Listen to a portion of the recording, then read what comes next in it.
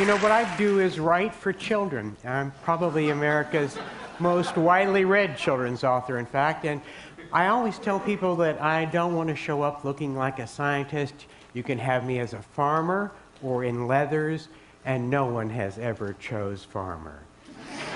I'm here today to talk to you about circles and epiphanies.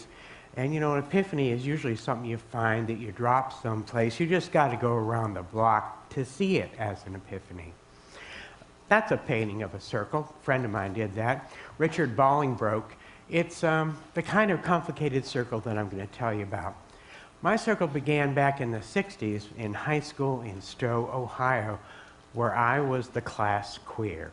I was the guy beaten up bloody every week in the boys' room until one teacher saved my life.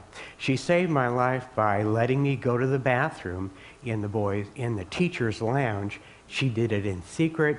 She did it for 3 years, and I had to get out of town. I had a thumb, I had $85, and I ended up in San Francisco, California, met a lover, and back in the 80s found it necessary to begin work on AIDS organizations.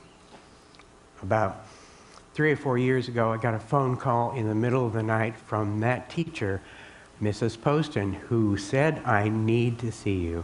I'm disappointed that we never got to know each other as adults. Could you please come to Ohio and please bring that man that I know you have found by now?"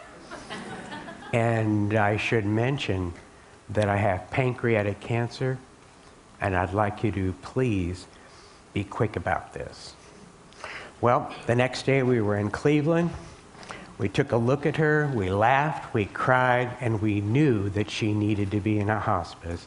We found her one, we got her there, and we took care of her and watched over her family because it was necessary. It's something we knew how to do.